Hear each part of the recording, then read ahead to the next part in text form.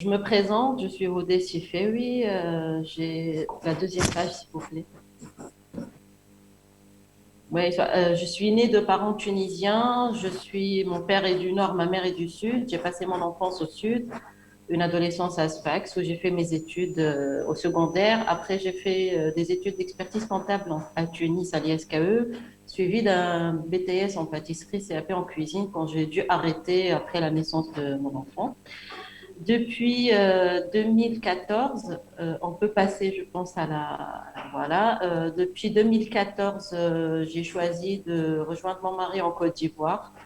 Une immigration qui n'a pas été très vraiment choisie. C'est pas le choix personnel, c'est plus un choix familial.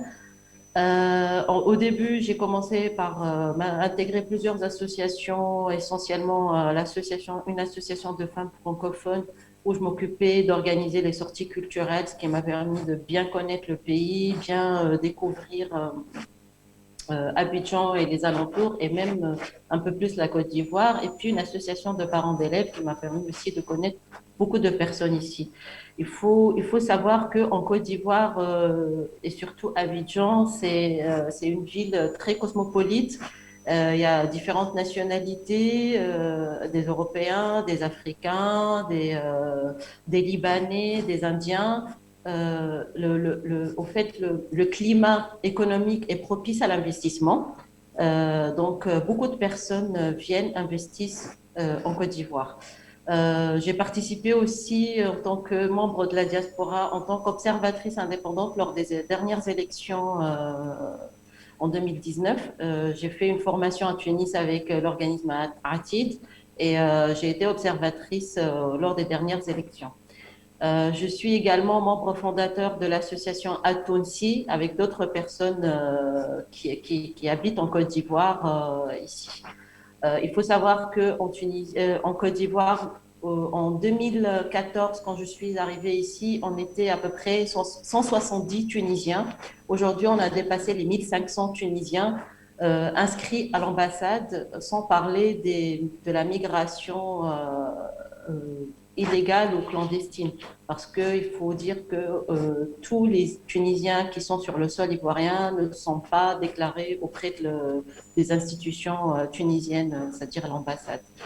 Euh, je vous parle de mon expérience personnelle, puisque nous avons une marque d'huile d'olive Oilissa. C'est une usine, c'est un projet familial qui a été créé par mon frère, qui fait partie de la TUJ d'ailleurs, et que je salue, et faisait partie de la diaspora tunisienne à Londres. Et il est rentré en Tunisie après la Révolution en voulant investir parce qu'il croyait beaucoup en le potentiel du pays après la Révolution. Et donc, il a investi dans l'huile d'olive et surtout la mise en bouteille d'huile d'olive et l'exportation d'huile d'olive conditionnée pour plus de valeur ajoutée. Parce que je ne sais pas si vous le savez, mais l'huile d'olive en 2020, par exemple, c'est le troisième produit le plus exporté de la Tunisie.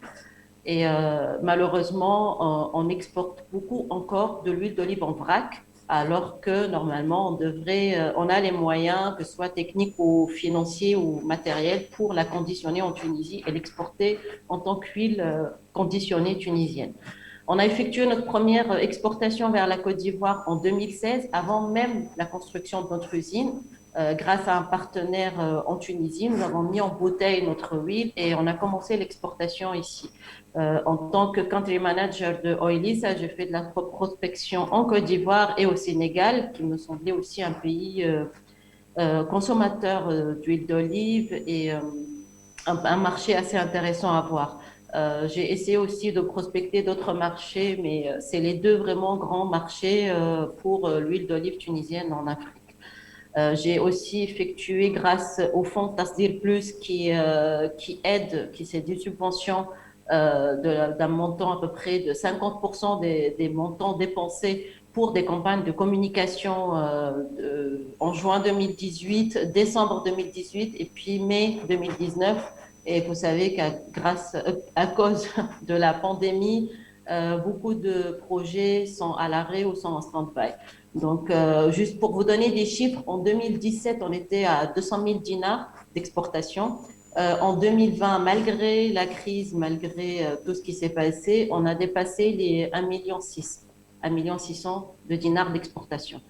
Euh, Grâce notamment au réseau que mon frère, étant un ancien de la diaspora à Londres, il a essayé de faire jouer ses connaissances. Ici en Côte d'Ivoire, pareil.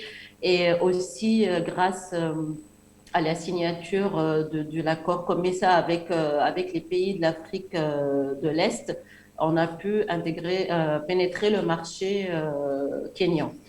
On a participé aussi en Côte d'Ivoire à un au Forum international du commerce et de l'industrie où on a gagné un prix en novembre 2018. On a gagné le prix Aquaba, c'est le prix qui est décerné à une entreprise qui vient de s'installer en Côte d'Ivoire et qui fait beaucoup de progrès, beaucoup de campagnes de communication pour bien s'installer ici. Depuis, j'ai créé une société qui s'appelle Didentrade pour l'importation de produits alimentaires, bon, principalement l'huile d'olive, mais j'ai approché beaucoup d'autres industriels tunisiens pour essayer d'importer des produits tunisiens.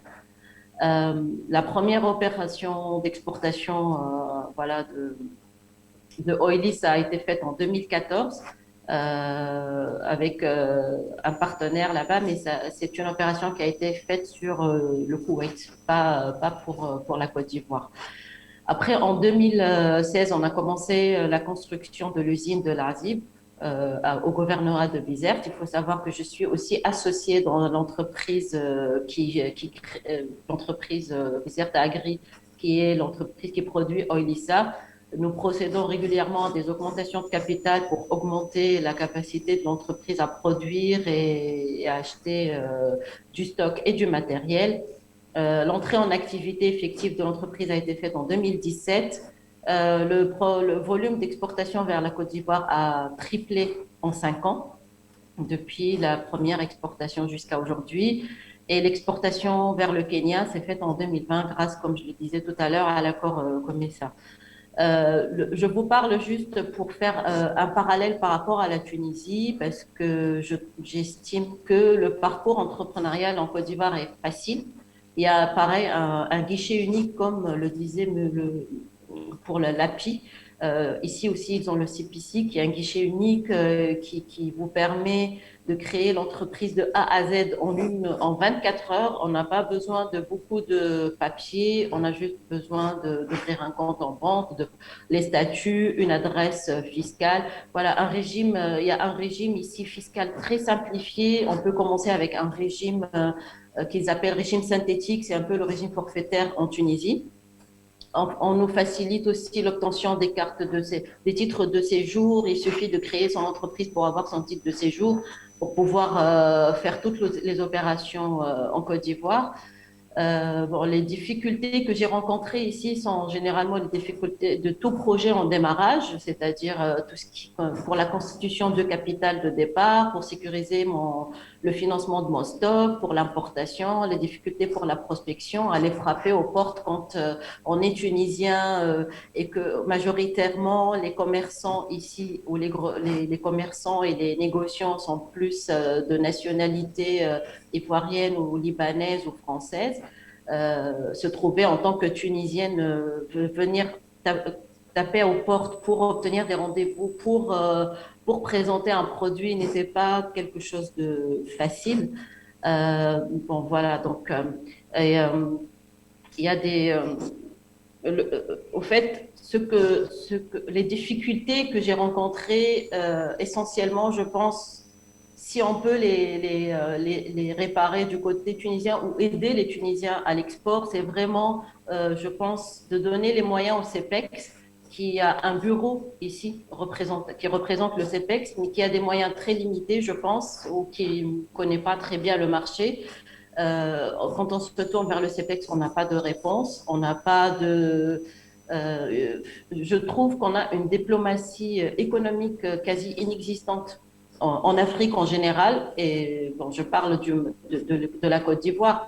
Je ne suis pas en train d'accuser qui que ce soit, mais je trouve que la Tunisie gagnerait à développer une diplomatie économique rapidement parce qu'on est vraiment dépassé sur le marché africain en général par d'autres nations.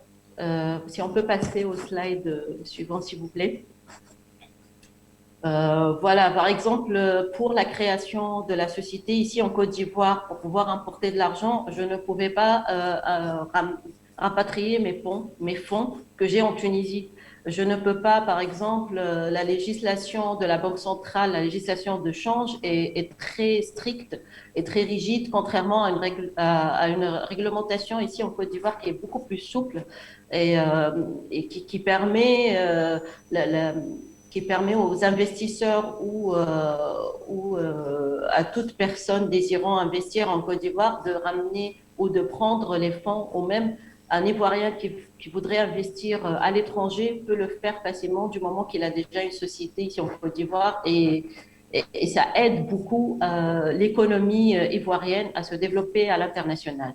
On a beaucoup aussi de problèmes de logistique, essentiellement portuaires. Quand on sait que pour la Tunisie, on est à une moyenne de 4 conteneurs par heure, alors que dans des pays voisins, ils sont à 20 ou même à 80 conteneurs par heure. La moyenne en Méditerranée est à peu près à 24 conteneurs par heure. Nous, on est à 4, ce qui représente une lenteur incroyable au port de Radès et qui pénalise beaucoup les exportations vers l'étranger et qui nous pénalise, nous, les importateurs de la Tunisie, de produits tunisiens. Nous avons aussi un autre problème, c'est l'absence de lignes directes. Nous n'avons pas de lignes directes, contrairement à d'autres pays concurrents comme le Maroc ou la Turquie, qui ont une ligne directe pour la Côte d'Ivoire. Pour vous donner une idée, moi, si j'importe un conteneur d'huile d'olive de la Tunisie vers la Côte d'Ivoire, le conteneur peut mettre jusqu'à 45 jours pour arriver. Alors que si un Marocain importe l'huile d'olive de Maroc ou n'importe quel autre produit, il va mettre 2 semaines, maximum 3 semaines. Le produit va être au port d'Abidjan. Pour la Turquie, c'est 3 semaines, pareil. Donc ça, c'est très pénalisant pour les sociétés qui sont à l'étranger, qui essayent d'exporter, qui essayent d'aider l'économie tunisienne. On ne peut pas donner, par exemple, de date d'arrivée de marchandises, puisque nous-mêmes, on n'est pas sûr de la date à laquelle la marchandise va arriver. On a aussi un autre problème très important pour nous, spécialement la société agribusiness, c'est une taxation erronée et non homogène de la douane de Bizerte. Il y a une taxe qui est faite sur l'exportation d'huile d'olive en vrac. Nous, on met l'huile d'olive en bouteille. Par contre, la douane de Bizerte, contrairement à celle de Sousse ou à Sfax ou à Tunis, nous impose la taxation de 1% parce que nous sommes en train d'acheter l'huile chez les huileries traditionnelles. Donc ça, c'est un problème qui nous pénalise beaucoup financièrement et qui 1%, c'est beaucoup par rapport à une marge qui est déjà pas très, très importante. Surtout sachant que l'huile d'olive cette année a coûté très, très cher à l'achat puisqu'il n'y a pas une production énorme. Voilà, donc non, j'ai pas fini le dernier point, s'il vous plaît. Si on peut revenir au dernier point. Voilà. Il y a aussi un autre souci, c'est l'arrêt des subventions de l'État depuis octobre 2020. Moi, par exemple, pour la campagne de communication que j'avais faite en Côte d'Ivoire, j'avais eu une subvention, la société avait eu une subvention pour la campagne. Aujourd'hui, il y a un arrêt, je pense que c'est dû aussi à la conjoncture économique globale du pays. On peut passer au slide suivant. Ça, c'est mon expérience professionnelle. Je vous parle maintenant de d'Ivoire. Nous avons créé une association qui s'appelle Atonsi, qui a obtenu son agrément en décembre. Caritative, que ce soit vers la communauté ivoirienne. 19. On a aussi contribué avec Profot Ramzan pour un village ivoirien. On a aidé des vêtements, des livres pour des associations, pour des orphelinats ici en Côte d'Ivoire. Et on a beaucoup aidé aussi les Tunisiens à cause de la pandémie de Covid. L'objectif de l'association en 2021, c'est vraiment l'élection d'un nouveau bureau et puis l'organisation d'un forum des métiers pour les Tunisiens en Côte d'Ivoire et plusieurs autres actions sociales et culturelles. Pour le forum des métiers en Côte d'Ivoire pour les Tunisiens, on aimerait avoir toute la diaspora tunisienne qui peut recruter ici en Côte d'Ivoire des Tunisiens désireux de migrer vers les pays du Sud, puisque d'après notre expérience,